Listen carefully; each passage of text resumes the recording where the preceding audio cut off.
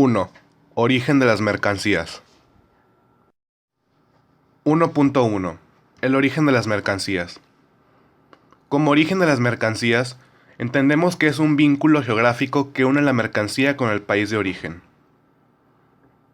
Ahora bien, establecer el origen de una mercancía no es difícil, si ésta ha sido obtenida enteramente en un solo país. El tema se complica cuando, en el proceso de fabricación, han intervenido varios países o si se han utilizado una o varias materias que provienen de diferentes países. Todo ello se regula en el capítulo 2 del Código Aduanero, que recoge todo lo referente a esta materia para los países integrados en la Unión Aduanera. Por lo tanto, se distinguen dos situaciones. Mercancías originarias de un solo país. Son aquellos productos que se han obtenido o elaborado en un solo país sin intervención de materias de cualquier otro país. Mercancías producidas en varios territorios. El origen se atribuye al país donde se haya elaborado la última transformación sustancial. 1.2. El certificado de origen. El certificado de origen es un documento que sirve para acreditar frente a la autoridad aduanera de importación que la mercancía que en él se detalla se ha fabricado o producido en el país que se indica como origen. La acreditación del origen resulta imprescindible para determinar el arancel aplicable a la importación y los regímenes preferenciales derivados de acuerdos entre ambos países. El procedimiento normal es que el certificado de origen sea expedido en el momento de la exportación. 1.2.1. Características del certificado de origen. El certificado de origen solo es necesario si las mercancías que se van a exportar a otro país califican el país de destino en el trato arancelario preferencial. El plazo de validez es de 5 meses desde la fecha de expedición. El certificado de origen no es requerido en la importación comercial de un bien cuya cantidad no rebase de $1,000. El certificado de origen debe de expedirse en el idioma del país exportador y de ser necesario se deberá de presentar una traducción. Todos los bienes son clasificados usando el sistema armonizado, un sistema desarrollado por la OMA y utilizado por más de 200 países en el mundo, como base para establecer las tarifas arancelarias. Bajo este sistema, las mercancías son clasificadas en capítulos, partidas y subpartidas. El certificado deberá haber sido expedido por una autoridad debidamente facultada por el país emisor o por un organismo que ofrezca las garantías necesarias y, asimismo, debidamente facultado. 2. Cuotas arancelarias y compensatorias. 2.1. ¿Qué son las cuotas arancelarias? Las cuotas arancelarias es el tributo que se aplica a los bienes que son el objeto de la importación. El más extendido es el impuesto que se cobra sobre las importaciones, mientras los aranceles sobre las exportaciones son menos corrientes. También pueden existir aranceles de tránsito que gravan los productos que entran en un país con destino a otro. Tipos de aranceles. Ad valorem. Un arancel que se impone en términos de porcentaje sobre el valor de la mercancía. Por ejemplo, 5% de arancel significa que el arancel de importación es 5% del valor de la mercancía en cuestión. Específicos. Arancel que se impone en términos de cargas o cobros monetarios específicos por unidad o cantidad de mercancía importada. Por ejemplo, $100 por tonelada de la mercancía. Mixtos. Un arancel que combina aranceles ad valorem y específicos. 2.2. ¿Qué son las cuotas compensatorias? Es un medio para contrarrestar los efectos de una práctica desleal de comercio internacional y se calcula a partir de la diferencia entre el valor normal y el precio de exportación. Pueden ser provisionales, que son las impuestas en una resolución preliminar, o definitivas se aplican en una resolución final. La Secretaría de Hacienda y Crédito Público será la responsable del cobro de las cuotas compensatorias. 3. La importación. 3.1. ¿Qué es la importación? El término importación deriva del significado conceptual de introducir bienes y servicios en el puerto de un país. El comprador de dichos bienes y servicios se conoce como importador, que tiene su sede en el país de importación, mientras que el vendedor con base en el extranjero se conoce como exportador. En otras palabras, una importación es cualquier bien, por ejemplo, materias primas, o servicio traído de un país extranjero de una forma legítima, por lo general para su uso comercial. Las mercancías o servicios de importación son proporcionados a los consumidores nacionales por los productores extranjeros. Una importación en el país receptor es una exportación en el país de origen. Las importaciones, junto con las exportaciones, son la base del comercio internacional. La importación de bienes normalmente requiere la participación de las aduanas, tanto en el país de importación como en el país de exportación, y son a menudo sujetos a cuotas de importación, aranceles y acuerdos comerciales. 3.2. ¿Cómo importar? 3.2.1. Elección de proveedores para importar. Muchos clientes acuden a ferias generalistas o específicas de su sector donde conocen a potenciales proveedores. A partir de ahí, empiezan un proceso de comunicación por email que puede llevar a cerrar el pedido. El hecho de haber visto en persona al proveedor te suele dar una idea de qué empresa es, qué solvencia tiene, etc. 3.2.2. Proceso de compra en importaciones. Una vez tenemos más o menos claro a quién le podríamos comprar, empieza el proceso de negociación. Dependerá del tipo de producto, del país del proveedor, etc.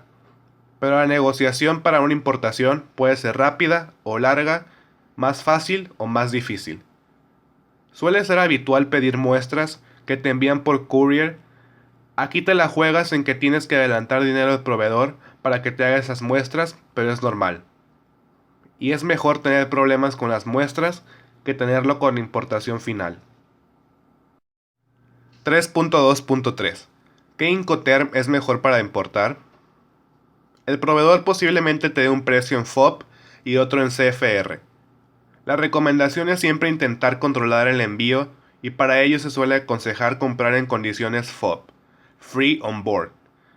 Con esto, el precio que te den incluirá el de la mercancía más todos los costes hasta la puesta de la mercancía a bordo del buque.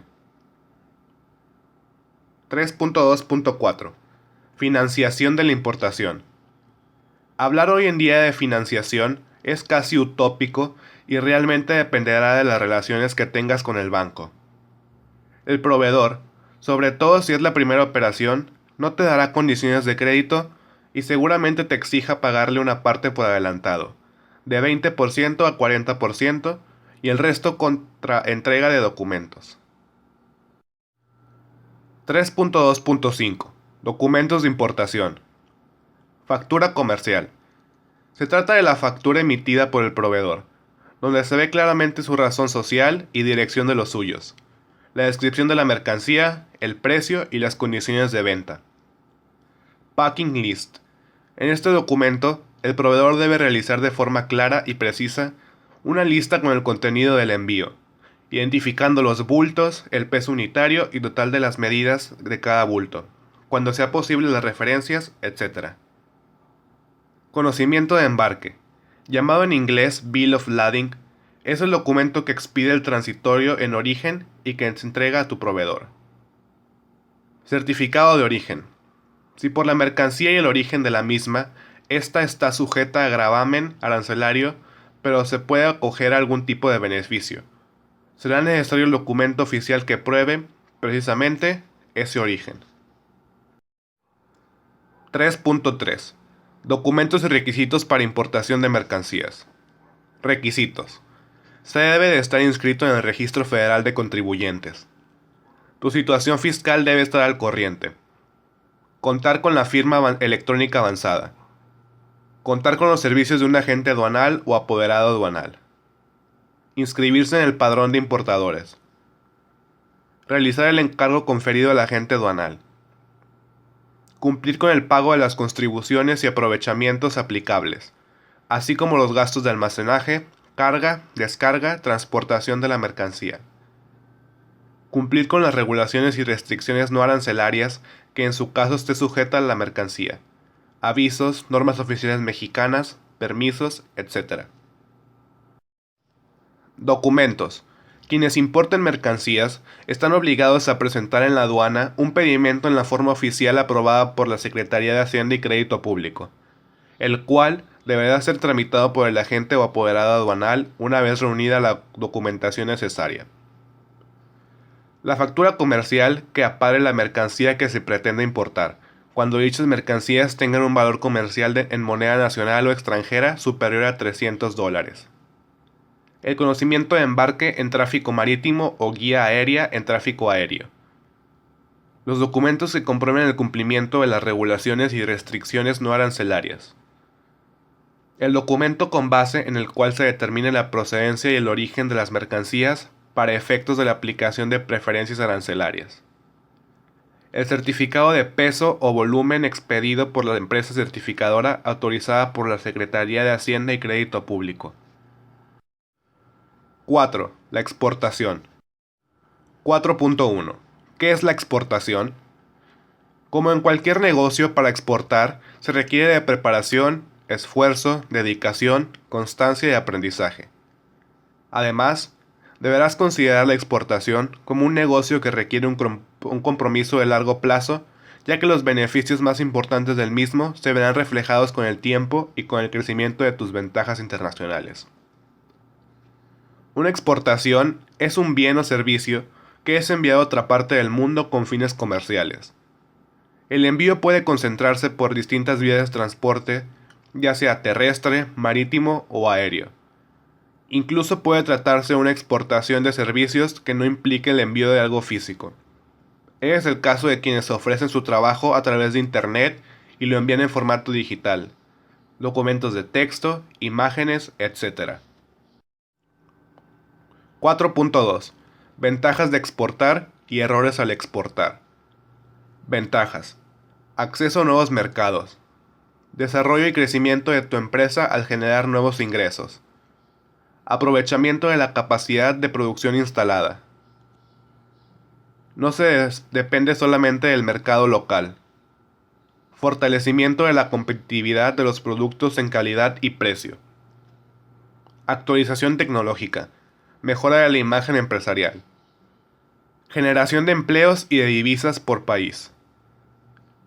Errores. Falta de conocimiento del mercado. Extrema diversificación de los mercados. Desconocimiento de la mercancía de exportación. Cálculo deficiente del precio de exportación. Falta de conocimiento de la contraparte. Incumplimiento en tiempos y cantidades de entrega. 4.3. Preparación para exportar. 4.3.1. Obtención del RFC. Para exportar, lo primero que tienes que hacer es tener una empresa que esté constituida legalmente según las leyes fiscales y comerciales del país. En México, cualquier persona moral o física con actividad empresarial puede convertirse en exportadora. 4.3.2.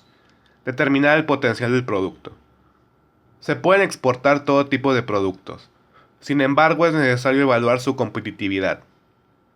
Para iniciar tu proceso de exportación, es necesario contar con un producto competitivo que logre satisfacer las necesidades, gustos y preferencias de tu mercado meta en base a su calidad, precio, diseño o exclusividad. Una parte fundamental de una estrategia de exportación es determinar las debilidades y fortalezas de tu producto, por lo que resulta importante analizar el potencial de la oferta exportable del mismo. Particularmente, es conveniente que determines tu capacidad de producción y las posibilidades de incrementarla. 4.3.3. Determinar el mercado. Uno de los aspectos más importantes en cualquier proyecto de exportación es elegir de manera adecuada tu mercado meta. Para ello, debes considerar las oportunidades y amenazas que éste representa y de igual forma lo adecuado de los recursos disponibles dentro de la empresa para aprovechar tales condiciones. En diversas ocasiones, para que un producto tenga éxito en el exterior, es necesario conocer los gustos y preferencias de los consumidores en el mercado y adaptar el producto a los gustos específicos de esas personas. Para conocer sobre el mercado internacional requieres, entre otras cosas, información general sobre el país al que deseas exportar, el área y o el mercado específico. Información necesaria para pronosticar los requerimientos del producto. 4.3.4. Preselecciona países que ofrezcan las mejores oportunidades para tu producto. Utiliza estadísticas arancelarias de exportación de México y estadísticas de importación de posibles mercados de interés de productos mexicanos.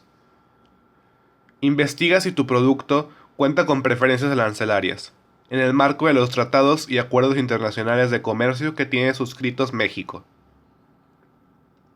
Analiza la situación económica, política, social y geográfica, así como gustos y preferencias de la población de tu mercado meta. Identifica la segmentación del mercado, nivel de ingresos, edades, hábitos de consumo. Conoce las exigencias y requisitos del país destino para tu producto. Considera los canales de comercialización y distribución de tu país destino.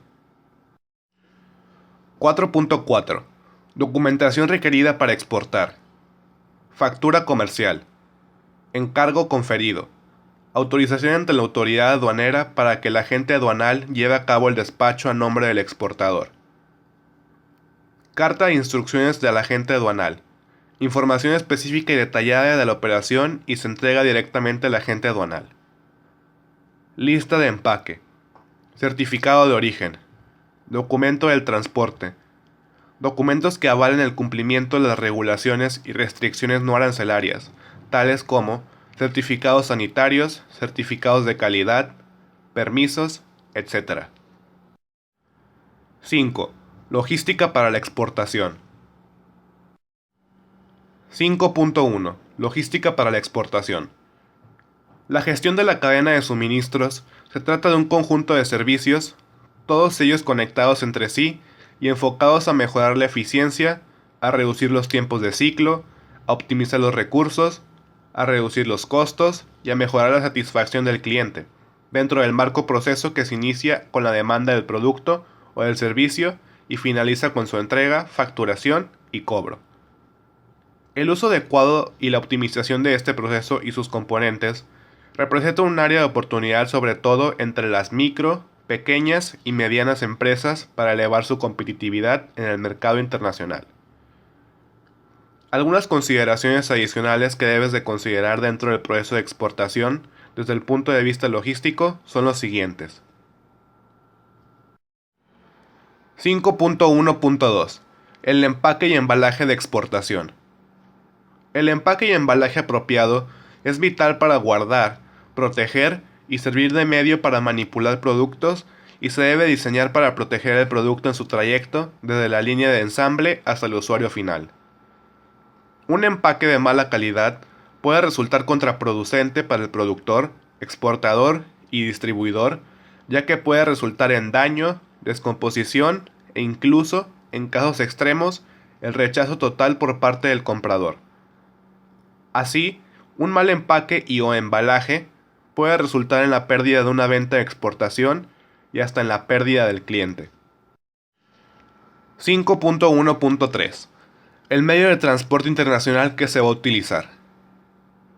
El transporte internacional representa dentro del área de servicios en el comercio internacional uno de los aspectos más importantes que deben conocer los operadores, tanto por la incidencia en los costos del mismo, por los riesgos que representa el traslado de una mercadería, como por las tareas operacionales paralelas que el mismo produce. El medio de transporte a seleccionar tiene una relación directa con la naturaleza de la mercadería a exportar, su empaque y embalaje, la urgencia en el envío de la misma, el grado de manipulación que va a tener dicha carga, la disponibilidad del medio del transporte elegido. 5.1.4. Elaboración de un contrato de compraventa internacional. Una vez fijado el precio de exportación, este podrá establecerse en un contrato comercial, previamente convenido con tu cliente extranjero.